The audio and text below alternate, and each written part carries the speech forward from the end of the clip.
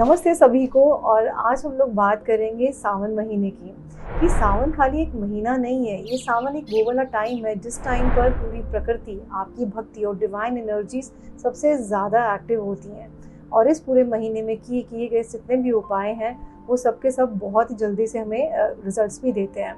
पर लेकिन सोचने वाली बात ये है कि सावन में भगवान शिव की पूजा क्यों करी जाती है। कुछ तो रीज़न होगा उसके पीछे, उसको भी जानने की कोशिश करेंगे।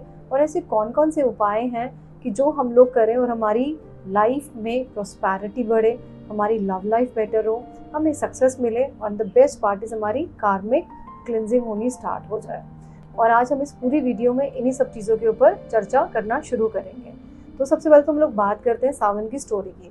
तो क्या है, क्यों सावन जो है हम लोग सेलिब्रेट करते हैं। आपको याद होगी एक स्टोरी समुद्र मंथन की, जो मैंने इससे पहले अपनी वीडियो बनाई थी अक्षय तृतीया पे। तो मैंने कहा था कि उस दिन भगवान शिव ने, जब समुद्र मंथन जो है स्टार्ट हो गया था उस दिन, तो उस बीच में जब जो पूरा मंथन वगैरह सारा स्टार्ट हुआ, तो कहते हैं जब भगवान शिव ने अपना जो जहर है वो पी लिया था सारा, जो उसमें से निकला था समुद्र में से, क्योंकि अगर वो जहर जो है कहीं चला जाता तो कहते पूरी प्रकृति जो है ख़त्म हो जाती, इतना जहर था वो। हम भी शायद नहीं होते, भी हम बैठ के वीडियो नहीं बना रहे होते। तो भगवान का जो गला है वो बहुत जल रहा था उस टाइम पर। तो उस टाइम जितने भी डिवोटीज थे, भक्त थे भगवान के, सब ने भगवान के ऊपर जल चढ़ाया, दूध चढ़ाया, बेलपत्र चढ़ाया, भगवान की जो जो जलन थी उसको शांत करने के लिए। इसलिए हम लोग भगवान के ऊपर जल चढ़ाते हैं, दूध चढ़ाते हैं और हम लोग बेलपत्र चढ़ाते हैं उनको शांत करने के लिए। आगे बढ़ते हैं कि हम लोग कौन कौन से ऐसे उपाय हैं जो इस पूरे सावन में हमें करने चाहिए, उनकी हम लोग बात करते हैं। तो आप अपना पेन और नोट पैड लेके आप ज़रूर बैठें। सावन के हर सोमवार को आप भगवान शिव के ऊपर जल और उसमें थोड़ा सा कच्चा दूध डाल के चढ़ाएं और 3 बेलपत्र आप चढ़ाएं। वहाँ पर शांति से आप बैठें आँख बंद करके और कम से कम 10 मिनट आप ओम नमः शिवाय का जाप ज़रूर करें। इससे आपके घर में प्रॉस्पेरिटी तो साथ होगी, लेकिन साथ में आपकी जो घर की नकारात्मक ऊर्जा है वो आपकी डाउन होनी शुरू हो जाएगी। और कहते हैं ना कि जब बारिश भी होती है, सावन के महीने पूरी बारिश भी करी जाती है, होती है। और क्यों होती है, क्योंकि कहते हैं ना कि प्रकृति की भी क्लिनजिंग होती है उस टाइम पर। धरती भी जो है पूरी क्लीन हो जाती है। आप देखोगे तो कितने सारे पेड़ पौधे हमारे बिल्कुल साफ़ हो जाते हैं बारिश के बाद में। क्यों? क्योंकि इस टाइम पर हमारी शुद्धि होनी स्टार्ट होती है, हमारा ट्रांसफॉर्मेशन होता है। और इसी पूरे के पूरे सावन महीने में कहते हैं कि आप सेक्रीफाइस करो, डोनेशन करो और मेडिटेशन आप ज़रूर करो, क्योंकि ये वाला टाइम आपकी शुद्धता का है, अपनी ट्रांसफॉर्मेशन का है। दूसरी बहुत ही पावरफुल रेमेडी है जो शायद हम सबको ही करनी चाहिए, ताकि हमारी जो रिलेशनशिप है हमारे पार्टनर्स के साथ में हमारा अच्छा हमेशा बना रहे। तो आप क्या करोगे, एक देसी घी का दिया आप जलाओगे भगवान शिव और पार्वती के सामने, और वहाँ पर आप बैठ के शांति से आप एक छोटा सा मंत्र है ओम नमः पार्वती पते नमः का जाप आप ज़रूर करें वहाँ पे बैठ के। इससे आपकी इमोशनल हीलिंग भी होगी और आपका हार्ट चक्रा बैलेंस भी रहने वाला है। In fact you can share this remedy with other friends as well, so that कि उनकी लाइफ में भी एक अच्छा रिलेशनशिप हमेशा बना रहे। एक छोटी सी रेमेडी और बताती हूँ आपको आपकी सक्सेस के लिए, success in your learning, success in your education and success in your career as well. Sunrise से पहले ज़रूर आप उठें। उठने के बाद में आप नहा कर डेफिनेटली आप सूर्य को जल ज़रूर दें। अगर आपको लगता है सुबह सुबह नहाना नहीं होता, नहा ले तो ज़्यादा अच्छा है, वैसे नहाना नहीं होता तो एटलीस्ट सूर्य के पास जाके उनको प्रणाम आप ज़रूर करें। और हो सके तो 5 मिनट उनके पास में बैठ जाएं। जो भोर होती है ना, सुबह सुबह का जो टाइम होता है वो बहुत अच्छा होता है। और अगर सूर्य के पास ही आप बैठ कर आप चैंट कर सकें ओम नमः शिवाय, ओम नमः शिवाय, कम से कम 108 बार एटलीस्ट, नहीं तो कम से कम 10 मिनट आप बैठ के चैंट आप ज़रूर करें। क्योंकि ये चैंट करके आपकी लाइफ में डिसिप्लिन आता है, और जब डिसिप्लिन आता है तो डिसिप्लिन से क्या आती है, सक्सेस हमारी लाइफ में आती है। अब हम लोग आगे बात करते हैं अपनी बाकी की रेमेडीज। बात करते हैं अब कार्मिक क्लिनजिंग की, क्योंकि कहते हैं ना जो महादेव है वो डिस्ट्रॉय करते हैं, है ना। कहते हैं ना कि ब्रह्मा जी क्रिएटर हैं, भगवान विष्णु मेंटेनर है, और जो भगवान शिव है वो डिस्ट्रॉयर है। तो डिस्ट्रॉय ऐसा नहीं है कि वो सब कुछ ऐसे डिस्ट्रॉय कर देते हैं। ही डिस्ट्रॉय योर कार्मिक ऑल्सो, कि जो भी आपका कार्मिक पूरा पैटर्न है या आपके कर्मास हैं पास्ट लाइफ के, अगर आपको उसको भी डिस्ट्रॉय कराना है तो डेफिनेटली वो सब कुछ उसको भी डिस्ट्रॉय करते हैं। तो इट्स नॉट दैट कि वो पूरी प्रकृति डिस्ट्रॉय करते हैं, वो आपकी जितनी नेगेटिव एनर्जीज हैं या बैड हैबिट्स हैं वो उसको भी डिस्ट्रॉय करते हैं। तो आपने करना क्या है उसके लिए, ऑफकोर्स आप उस दिन आप डोनेशन ज़रूर दें, मंडे को तो स्पेशली आप डोनेशन दे दें।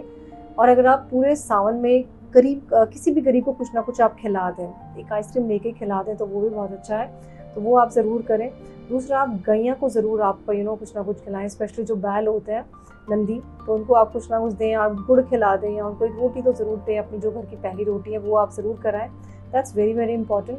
दूसरा, आप हार्श वर्ड्स ना बोलें, अंदर से भी ना बोलें, बाहर से तो ना ही बोलें, अंदर से भी ना बोलें। अदरवाइज हम लोग बाहर तो कंट्रोल कर लेते हैं कि यार चलो किसी को कुछ गलत नहीं बोले, बट अंदर से ऐसे कुट चल रहा होता है, तो वो भी ना करें। चौथी इंपॉर्टेंट चीज़ जो है कि कम से कम जितने भी हमारी बहुत लंबी एक लिस्ट होगी, कौन सी लिस्ट होगी, जिसमें से हमारे साथ में कुछ लोगों ने गलत किया होगा और हमें बहुत ज़्यादा उनके ऊपर गुस्सा होगा, तो किसी भी एक इंसान को आप हर रोज़ माफ़ ज़रूर करते हैं। माफ़ करने का मतलब ये नहीं है कि मैं आपको बोल रही हूँ कि जाके आप उनसे दोस्ती करें, नो, नॉट एट ऑल, क्योंकि ऑफकोर्स उनकी और आपकी एनर्जीज बिल्कुल मैच नहीं करती, तो दोस्ती तो करने की कोई मतलब ही नहीं है। बट एक इंसान को आप माफ़ ज़रूर करें। माफ़ करने से क्या होगा कि एटलीस्ट आपके अंदर का जो हैवीनेस है ना वो खाली हो जाएगा, और ये बैगेज आप आगे लेकर कैरी नहीं करोगे। तो जैसे जैसे आप बैगेज खाली करते चले जाओगे ना, वैसे वैसे आपकी कार्मिक क्लिंजिंग खत्म होनी स्टार्ट हो जाएगी। इसके पीछे एक लॉजिक भी है, जैसे कहते हैं ना कि मनसा वाचा कर्मणा, मन से मतलब आपका जो इंटेंशन है वो आपकी साफ रहनी चाहिए, वचन मतलब वाणी यानी कि वर्ड्स, आप उससे प्योर बात करें, ठीक है, और एक्शन यानी कि आपकी जो मनसा वाचा कर्मणा, जो आपके एक्शन है, तो आप क्या लेने जा रहे हो, तो ये तीनों चीज़ें आपकी सिंक होनी बहुत ज़रूरी है। और मैं आपको माफ़ करने के लिए इसलिए बोल रही हूँ because I have also have gone through all this process. जब आप खाली हो जाते हो तो एक्चुअली में आपकी लाइफ में सक्सेस आनी स्टार्ट हो जाती है, आपको क्लैरिटी एक्चुअली में मिलती है। कहते हैं ना कि ट्रेवल लाइट, है ना, हल्का सामान लेके आप ट्रेवल करो तो आप ज़्यादा अच्छे से लंबा जाते हो। तो उसी तरह से अगर आप चाहते हो कि एक्चुअली में आपकी लाइफ में सक्सेस आए और आप ये फालतू के ड्रामे से हट जाओ, तो लोगों को माफ़ करना स्टार्ट कर दो। But again condition apply, I am not asking you to do दोस्ती विद देम अगेन, सो वो करने की आपको ज़रूरत नहीं है। दूसरा, आप माफ़ कैसे करोगे? ऑफकोर्स अपने मन में आंखें बंद करो, just make that person sit in front of you, उसको अपने मन की आंखों से अपने सामने बैठाओ और बोलो, देखो सुनो, तुमने मेरे साथ में वो सब कुछ गलत किया है ना, मैं बहुत हर्ट हुई हूँ या हुआ हूँ, so I just forgive but I can not forget, है ना, मैं भूल नहीं सकती पर मैं तुम्हें माफ़ कर रही हूँ और तुम्हारा मेरा कोई कनेक्शन अब नहीं है, वटेवर। या अगर तुम मेरी फैमिली के ही मेंबर हो, so I will not take any shit from you now, तो मैं तुम्हारी कोई और फालतू बकवास नहीं सुनने वाली हूँ, या कुछ भी वटेवर जैसे भी है, ठीक है। तो हम लोग ये कर सकते हैं, अपनी कार्मिक आप क्लिनजिंग करें। साथ में हरौम, HAROUM, हरौम, या फिर ह लिखते हैं, उसके अंदर एक र, बड़े ओ की मात्रा और आधी म की बिंदी, हरौम हरौम हरौम। ये भगवान शिव का बीज मंत्र है, इसको आप जाप करें सो दैट आपकी कार्मिक क्लिनजिंग 100% होगी। And share this switch word to your friends as well कि भाई हरौम चैंट कर, साकित्री जो है कार्मिक क्लिनजिंग हो जाए। So Sawan is all about changing yourself, transform आप अपने अंदर में लेकर ज़रूर आए। तो Sawan is not about fear, it is about transformation, it is about patience, it is about sacrifice, it is about donation as well. क्योंकि जब आप महादेव को प्रेयर करते हैं ना, तो प्रार्थना भगवान ज़रूर सुनते हैं और कहते हैं ना कि इम्पॉसिबल को भी वो पॉसिबल कर देते हैं। कमेंट सेक्शन में आप हर हर महादेव लिखना बिल्कुल भी मत भूलना। दूसरा, बात करते हैं अक्षय तृतीया के टाइम की बात करते हैं हम लोग। अक्षय तृतीया क्या कहता है? आरंभ करो चीज़ों को। किसके साथ आरंभ करो? अक्षय के साथ में आरंभ करो, मतलब कोई चीज़ जो आपकी ख़त्म ना हो। मेहनत कर रहे हो तो करते ज़रूर चले जाओ, आपको रिजल्ट ज़रूर मिलेगा। जैसे भगवान शिव ने क्या कहते, अक्षय तृतीया के टाइम पर अपना जो जहर है वो अंदर लिया था, अपने अंदर में अपने कंठ में लिया था, क्योंकि जहर वहाँ पे निकला था उस टाइम पर, तो वो क्या दिखाते, वो आरंभ दिखाता है। फिर भगवान ने क्या रखा? पेशेंस रखा, है ना, कंट्रोल रखा, तो उससे क्या हुआ, कम से कम पूरी की पूरी जो ये क्रिएशन है उसका विनाश होने से बच गया। तो उसी तरह से बहुत सारा चीज़ों का पेशेंस हमें भी अपने अंदर में रखना है और अपनी लाइफ को में ट्रांसफॉर्म करना है, because Akshaya Tritiya is about beginning and Sawan is about transformation and शुद्धि। तो लास्ट वर्स में हमने क्या किया था कि जहाँ पे सेपरेशन खत्म होता है ना, वहीं पे रियल स्पिरिचुअलिटी जो है हमारी स्टार्ट होती है। सेपरेशन मतलब कि हम अलग हैं और हमारे भगवान अलग हैं, नहीं भाई, हम ही हैं। अगर हमारे हाथ पाँव भी मूव कर रहे हैं तो कोई तो एक पावर है जो हम सबको हिला रही है, हम सबको चला रही है, तो वो कौन सी पावर है? तो जब हमने स्टोरी करी थी उसमें भक्त प्रहलाद की, तो हमने उसमें देखा था कि जो उनके फादर है हिरण्यकश्यप, वो कहते हैं कि कहाँ है तुम्हारे भगवान? उसने बोला सब जगह पे है। उसने बोला कहाँ है? उसने बोला कि ये क्या इस पिलर में? उन्होंने बोला हाँ पिलर में भी है। उसने बड़े विश्वास से बोला कि है पिलर में भी, निकाल लो। तो उन्होंने उसको मारा पिलर को, और जो है वहां से नरसिंह भगवान जो है प्रकट हो गए। तो आपके विश्वास की बात है, तो विश्वास आपका क्या है, किसके ऊपर आपका चलता है। तो हम यहाँ पे अभी तक नॉलेज की बात चल रही है हमारी, कि जो नॉलेज है वो किस किस तरह से हमारी चीज़ों को ठीक करती है, या कैसे हम लोग इसमें आगे बढ़ सकते हैं। तो हम लोग अब बात करते हैं टेक्स्ट 37 की। सो टेक्स्ट 37 में भगवान श्री कृष्ण क्या बताते हैं, कहते हैं, As a blazing fire turns firewood to ashes, O Arjun, so does the fire of knowledge burns to ashes all reaction to material activities. तो कहते हैं कि जिस तरह से ना फायर जो है किसी भी एक लकड़ी को पूरी की पूरी ऐश बना देती है, उसकी राख बना देती है, पता ही नहीं लगता वो किस शेप की लकड़ी थी। उसी तरह से जो आपकी जो मटेरियल एक्टिविटीज़ है ना, जितनी भी नॉलेज आप लेते हो, स्पिरिचुअल नॉलेज, उन सबको वो जो है ख़त्म कर देती है ना। तो क्या स्पिरिचुअल नॉलेज सच में कर्मों को डिस्ट्रॉय कर सकती है? 100% कर सकती है। मेरे को तो विश्वास होता है, because I have worked on this. I have been reading Bhagavad Gita since 2007 and पहले समझ नहीं आता था कर्म का, ऐसा लगता था कि यार हमने गलत कर्म करे हैं, पॉसिबल ही नहीं है। फिर धीरे धीरे करके अपनी नॉलेज लेते गए, समझते गए चीज़ों को, माइंड मैच्योर होता चला गया। कहते हैं ना, अपने बीइंग में चेंज आया। इट्स नॉट दैट कि आपको सिर्फ ज्ञान मिलता है, अपनी पूरे के पूरे बीइंग में चेंज आना स्टार्ट हो जाता है, कि किस तरह से आप उठते हो, बैठते हो, बात करते हो, किस तरह का खाना खाते हो, किस तरह के लोगों से आप मिलते हो। अगर आप अपने माइंडसेट के लोगों से भी नहीं मिल रहे हो, तो ऐसी कौन सी चीज़ें कि आप उनके साथ में फिर भी उठ बैठ रहे हो, यानी कि कहीं आप किसी को सपोर्ट करना चाह रहे हो, मे भी शायद आप इसलिए उसके साथ में हो। सो एनीवेज, तो आज हम लोग इसी के बारे में बात करते हैं। कहते हैं कि क्या स्पिरिचुअल नॉलेज सच में कर्म को डिस्ट्रॉय कर सकती है? तो भगवान श्री कृष्ण का कहना है हाँ, बिल्कुल बिल्कुल वैसे जैसे कि जो लकड़ी को आग जो है बिल्कुल राख में बदल देती है। सो टेक्स्ट 37 में भगवान श्री कृष्ण क्या कहते हैं कि जैसे ब्लेजिंग फायर लकड़ी को एशेस बना देती है, वैसे ही स्पिरिचुअल नॉलेज सारे कार्मिक रिएक्शन को बर्न कर देती है, जला देती है। सिंपल मीनिंग समझते हैं। इग्नोरेंस, जब अगर हमारे अंदर कोई ज्ञान नहीं है और हम बिल्कुल इग्नोरेंस है, तो वो क्या क्रिएट करता है हमारे अंदर? Wrong action. जैसे सपोज करो कि आप एक एरिया में रहते हो और आपको वहाँ के रूल्स एंड रेगुलेशंस नहीं पता, सो ऑफ कोर्स आप कुछ भी एक्शन ले लोगे, मतलब उसके रूल्स के हिसाब से तो गलत ही होगा ना, और फिर आपको पनिशमेंट मिलती है। आप अगर रेड लाइट जंप करोगे तो ऑफ कोर्स आपको पनिशमेंट मिलेगी ना। आप आज मिले, कल मिले, परसों मिले, पर आपके घर में नोटिस तो पहुंच जाएगा अगर आप उसी टाइम पर अगर आपको किसी ने नहीं पकड़ा तो, ठीक है। सो रॉन्ग एक्शन, अटैचमेंट बनती है हमारी, और हमारे पास में लाइफ में क्या आती है? सफरिंग्स आती है। सफरिंग कहाँ से आती है? अटैचमेंट से आती है। अटैचमेंट कहाँ से आती है? ऑफ कोर्स इग्नोरेंस से आती है ना। तभी तो हम अटैच हो जाते हैं किसी भी चीज़ से, ये चाहिए, ये चाहिए, ये इंसान मेरे साथ हमेशा रहेगा। अरे नहीं पॉसिबल है। लेकिन ट्रूथ क्या है? कहते हैं ट्रू नॉलेज बर्न्स इग्नोरेंस। जो आपको अगर रियल नॉलेज मिल जाए ना, तो आपकी इग्नोरेंस को हटा देती है। सपोज आप किसी देश में नहीं आए हो, लेट्स से आप अमेरिका शिफ्ट हो जाते हो, लंदन शिफ्ट हो जाते हो, पहले दिन आपको डर लगेगा, यार कैसे ड्राइव करना है, कैसे क्या करना है। लेकिन बाद में अगर आपको जब नॉलेज मिल जाएगी, तो जो आपकी इग्नोरेंस है वो सारी आपकी खत्म हो जाएगी।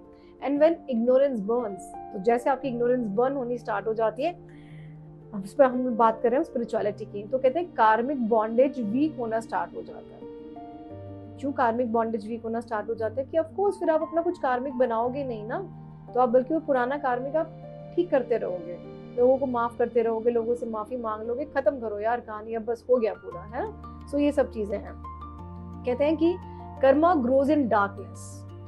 हम जितने भी कर्म करते हैं ना अपने बेकार के, जो भी हमारी मटेरियल एक्टिविटीज होती है, वो हमारी सारी डार्कनेस में होती है। डार्कनेस मतलब when we do not have knowledge and but dissolves in awareness, और अवेयरनेस में वो डिसॉल्व हो जाती है। When you are aware of everything, तब सारी चीजें डिसॉल्व हो जाती है, सारे आपकी कार्मिक एक्टिविटीज डिसॉल्व हो जाती हैं। अब एक जैसे भागवतम की स्टोरी लेते हैं, ठीक है।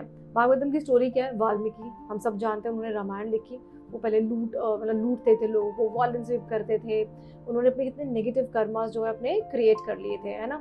उनकी लाइफ जो है कहते हैं डार्कनेस से भरी हुई थी। फिर उनको कौन मिले?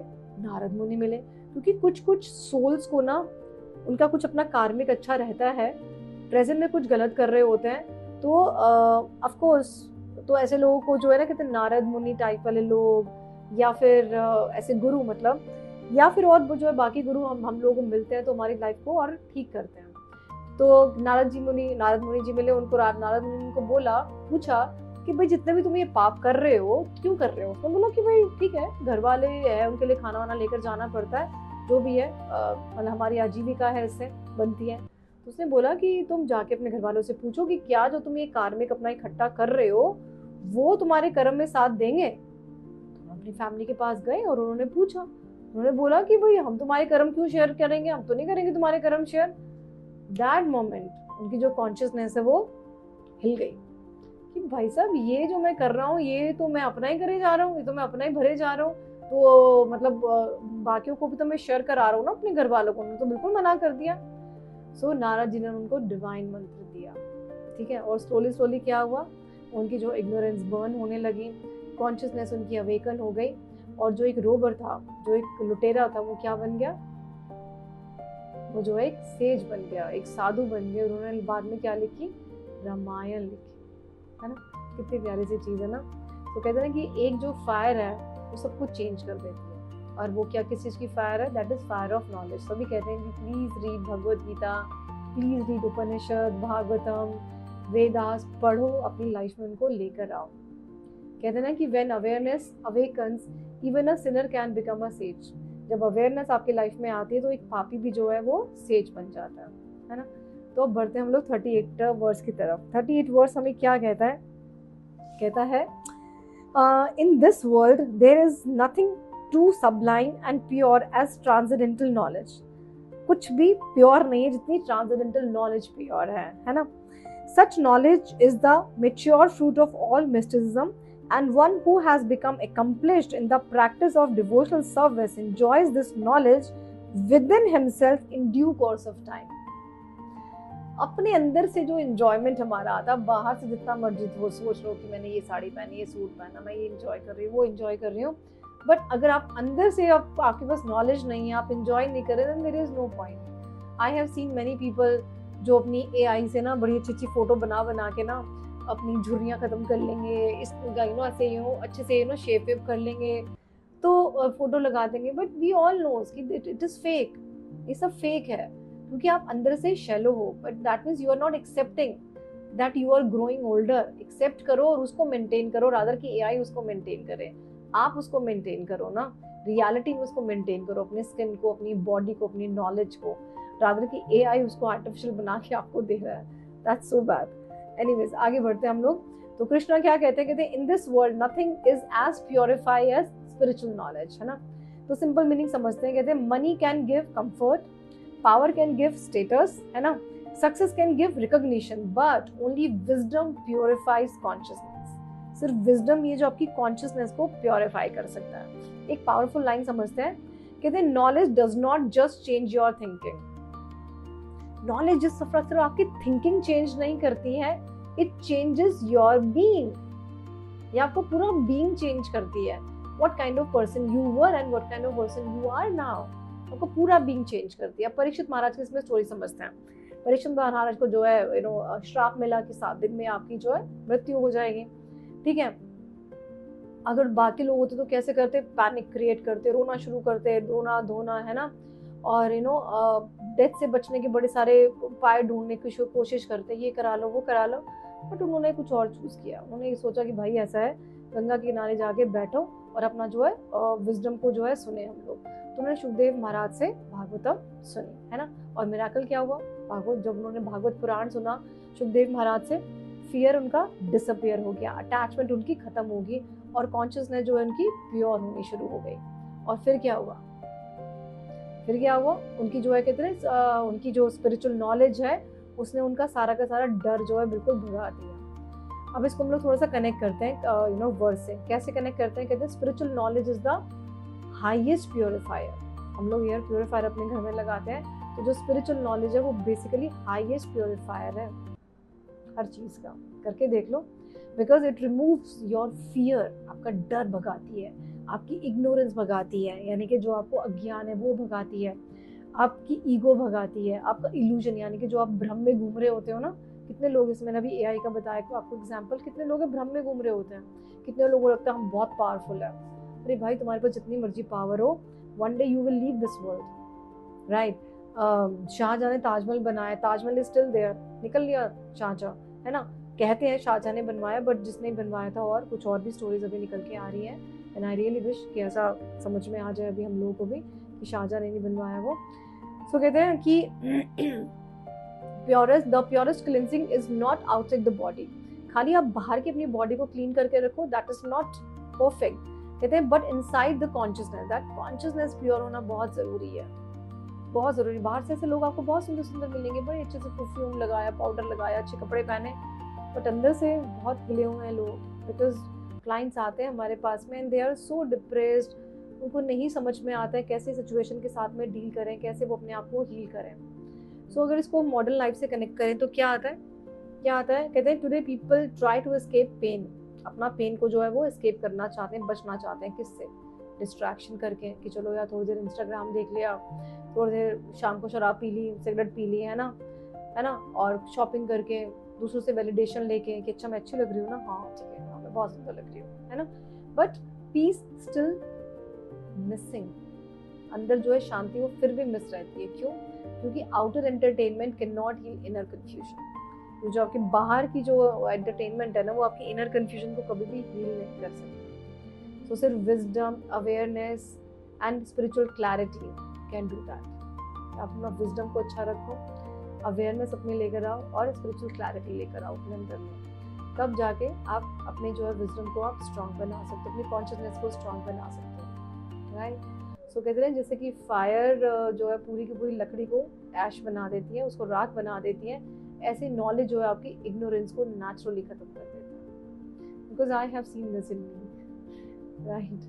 सो ऑल माई डिवाइन सोल, अगर अगर लाइफ में डार्कनेस फील होती है ना, सो लाइट ढूंढो, अवेयरनेस ढूंढो, है ना, विजडम ढूंढो। क्योंकि एक सच्चा जो स्पिरिचुअल रियलाइजेशन होती है ना, वो पूरी आपकी डेस्टिनी चेंज कर सकती है, पूरी की पूरी डेस्टिनी चेंज कर सकती है, राइट। तो नॉलेज ज़रूर लो। और नॉलेज कौन से लेनी है हमें? हम कितनी सारी सूडो बुक पढ़ते रहते हैं, ये वाले राइटर की, वो वाले राइटर की। इट इज़ बेटर ना जो हमारे पास रियल राइटर्स हैं, हम उनकी बुक पढ़ें ना, भगवद गीता, श्रीमद् भागवतम, उपनिषद, ये हम सब पढ़ें।